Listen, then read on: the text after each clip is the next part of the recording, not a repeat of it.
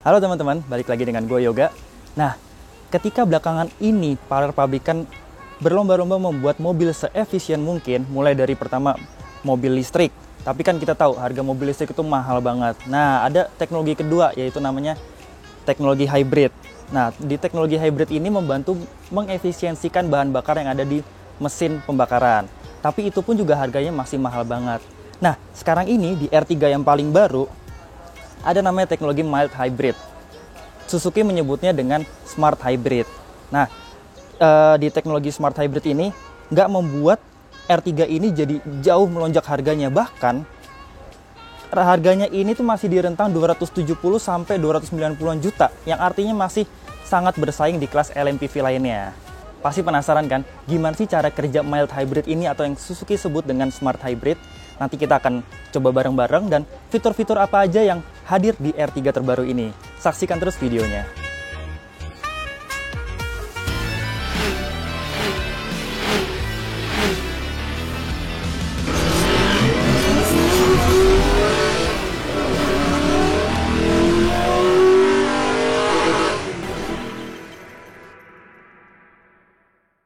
Mobil yang lagi gue review ini tipe GX nih. Jadi sekarang ini R3 Hybrid itu ada dua tipe, yang tipe FF sama tipe GX. Nah, di tipe GX ini bedanya apa sih dengan yang sebelumnya? Paling ketara tuh ada di grillnya yang paling kelihatan. Nah, terus yang beda lagi ada di lampunya. Meskipun nggak kelihatan, sekarang lampunya udah pakai auto headlight dan ada guide me light-nya.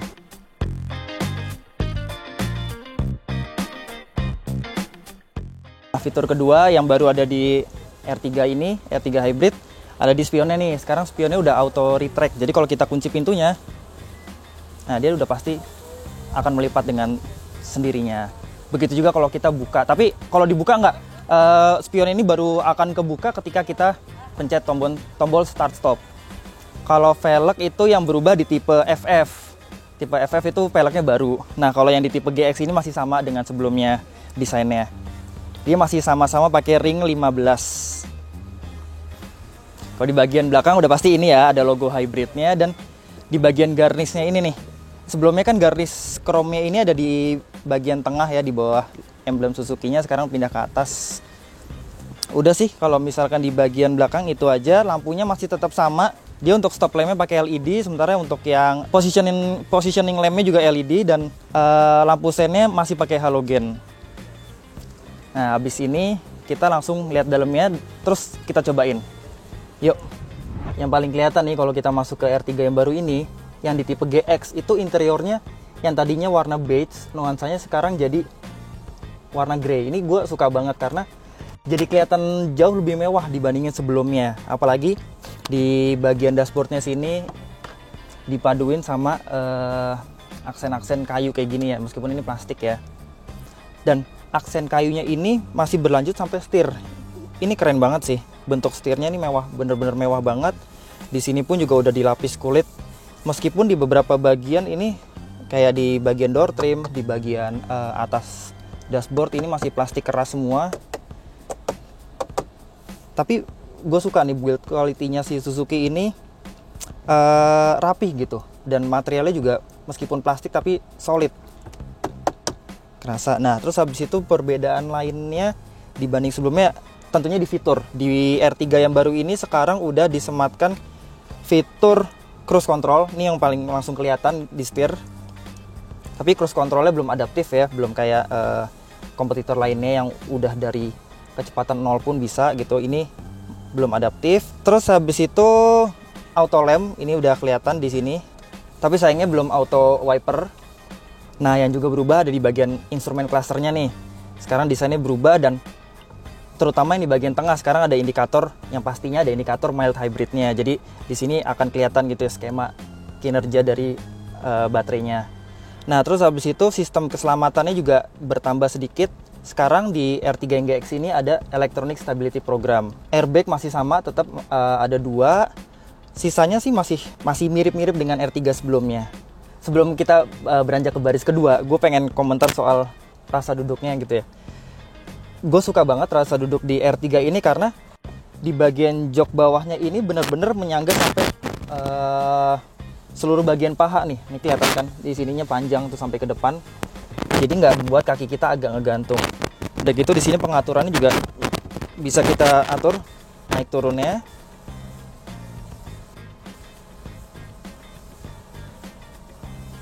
Dan ini kita lihat ya. Oh, baru bisa tilt aja, telescopingnya belum. Tapi so far sih ini udah lumayan ergonomis ya. Cuma bagian headrestnya aja nih emang agak keras. Sisanya visibilitas luas karena ini dashboardnya juga nggak terlalu panjang. Dan pilar A-nya ini juga cenderung kecil, jadi kita ngeliat ke kanan kiri itu masih luas. Habis ini kita langsung cobain bangku baris kedua. Nah, duduk di baris kedua, tinggi gue 170 cm dan ini posisi duduk gue yang tadi sebelumnya. Ini jarak ruang kakinya masih tersisa luas banget ya, masih cukup panjang. Apalagi di bawah joknya ini juga masih bisa diselonjorin nih. Nah, dan ini juga masih bisa kita geser maju mundur kursinya. Ini udah paling mentok segini ya. Kita dapat ruang kaki segini. Dan ini kalau kita majuin paling mentok, bisa sampai segini. Sorry. Oh, sampai segini doang. Nah, ini pun juga masih tersisa ruang yang cukup di sini. Sayangnya ini joknya materialnya agak kasar dan kurang begitu empuk ya. Meskipun di sini paha juga tersangga dengan baik kayak di depan sama. Dan di sini kita juga dapat double blower nih, enak banget. Oke. Di sini dapat handrest. Ini handrestnya juga bagus ya posisinya, dia ngunci di sini. Jadi nggak jatuh ke bawah. Terus di sini kita dapat kantong penyimpanan ada di kanan dan kiri. Di sini juga dapat soket tapi belum yang USB, jadi masih harus kita pakein adaptor. Kalau kita mau geser ke bagian tengah, ini bagus nih. Tunnel di tengahnya nih hampir rata nih, kayak nih hampir rata dengan lantai. Jadi nggak banyak halangan di sini. Jadi kalau kita mau geser tuh gampang banget. Dan ini konsol tengahnya juga nggak terlalu ke belakang. Biasanya kalau di mobil-mobil lain kan konsol tengahnya ke belakang banget kan. Jadi agak susah kita pindah-pindahnya. Masih lega banget di sini. Dan ini surprisingly di bagian tengah ini justru lebih empuk dibandingin yang kanan dan kirinya malah. Cuma sayangnya belum dikasih headrest. Kepala kita harus agak begini atau ya tanpa headrest sama sekali gitu. Oke, kita sekarang lihat bagian belakangnya. Yuk. Kita lihat bagasinya ya. Masih sama kayak sebelumnya karena emang nggak ada perubahan sama sekali dari segi dimensi. Dan ini kalau kita tegakin, kalau kita senderin semuanya,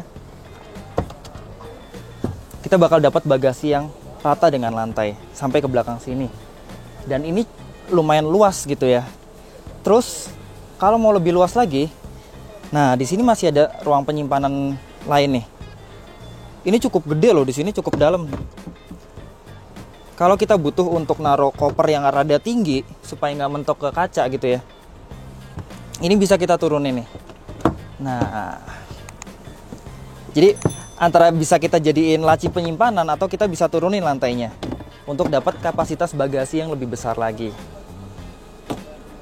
Kita lihat bareng yuk mesinnya, apakah ada perubahan ya secara penampilannya.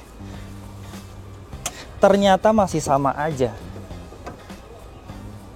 Jadi secara penampilan mesinnya masih sama aja karena dia masih tetap pakai mesin yang sama.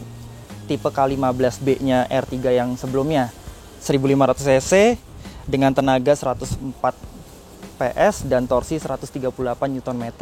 Nah, terus habis itu letak mild hybridnya di mana? Jadi si R3 itu nggak masukin baterai lithium ionnya ada di bagian mesin, tapi ada di dalam kabin yang nanti akan kita lihat. Habis itu kita bakal nyobain bareng-bareng. Yuk. Kalau biasanya baterai lithium ion yang ada di mobil listrik itu ada di bawah sasis. Nah, ini karena baterainya kecil, dia cukup untuk ditempatkan di bawah jok penumpang depan. Jadi udah pasti aman banget dari banjir dan kontaminasi yang lain gitu. Jadi di R3 terbaru ini ada dua komponen baru nih, ada dua komponen utama yang melengkapi R3 ini sebagai mobil mild hybrid. Yang pertama yaitu baterai yang tadi, baterai lithium ionnya yang ada di bawah jok penumpang. Kedua, ada integrated starter generator yang akan membantu menghidupkan mesin saat auto start stop aktif. Nah, jadi si sistem mild hybridnya ini hanya sebagai assist, dia nggak akan membooster tenaga mesinnya, jadi sama sekali nggak. Tapi dia hanya membantu mengefisiensikan dengan cara saat kita melakukan akselerasi, motor listriknya itu akan membantu untuk menggerakkan mesin gitu. Nah, disitulah terjadi efisiensi pembakaran, jadi mesin nggak terlalu bekerja dengan segitu kerasnya kayak di mesin pembakaran normal. Nah, terus tenaga listriknya yang dari lithium ion itu dapat dari mana gitu kan? Jadi saat kita melakukan deselerasi, nah kita bisa lihat sendiri di indikator bagian tengah ini, dia akan melakukan pengisian ke baterai lithium ion. Nah, disitulah baterainya itu yang sebagai cadangan energi untuk nantinya membantu assist ke mesin gitu.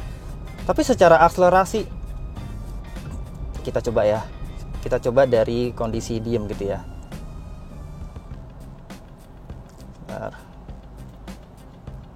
Kita coba dari kondisi diam.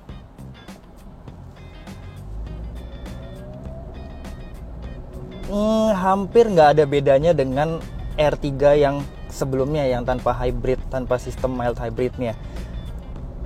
Kalau dari akselerasi sih nggak ada bedanya ya. Tapi seharusnya yang paling kerasa bedanya ada di segi konsumsi bahan bakarnya. Tapi nanti butuh pengetesan saat kita test drive mobil ini.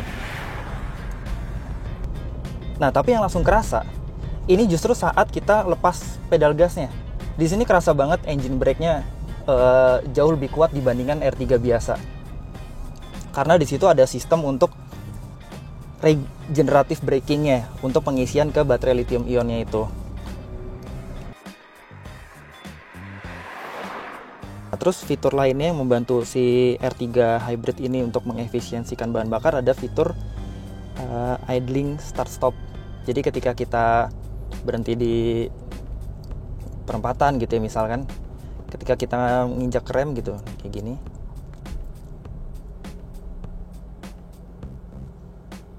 nah ini idling start stopnya bekerja, dia langsung mematikan mesin secara seketika, tapi AC semua dalam kondisi masih on. Nah, begitu pedal remnya kita lepas, nah si integrated starter generatornya tadi langsung menyalakan mesin dengan sangat effortless gitu ya. Jadi hampir nggak ada suaranya, tiba-tiba mesin langsung nyala dan kita tekan gas langsung bisa jalan.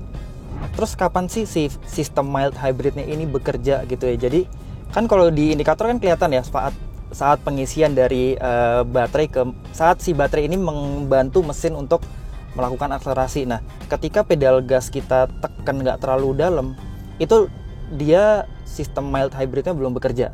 Tapi ketika kita tekan gasnya, nah agak dalam, komputer akan membaca bahwa ini akselerasi yang cukup butuh upaya tinggi gitu. Makanya sistem mild hybridnya akan membantu. Begitu pula juga dengan deselerasi. Jadi nggak setiap kita deselerasi itu dia melakukan regenerative braking atau melakukan pengisian daya ke baterai, tapi di kecepatan-kecepatan tertentu aja. Jadi kesimpulannya gimana? Worth it atau enggak sih R3 ini pakai mesin yang dikasih teknologi mild hybrid? Akan kita cari tahu ketika nanti pengetesan bahan bakar yang sesungguhnya. Jadi kalau sekarang sih kita belum tahu ya teknologi ini benar-benar membantu menghemat bahan bakar sesignifikan itu atau enggak. Tapi kalau emang benar-benar bisa membantu menghemat bahan bakar, ini gue rasa sangat-sangat worth it di kelas LMPV, apalagi dia pertama dan pelopornya di kelas LMPV itu. Jadi gimana menurut kalian soal R3 yang pakai mesin mild hybrid ini? Komen di bawah, jangan lupa untuk subscribe dan like video ini. Sampai jumpa di video-video selanjutnya. Bye.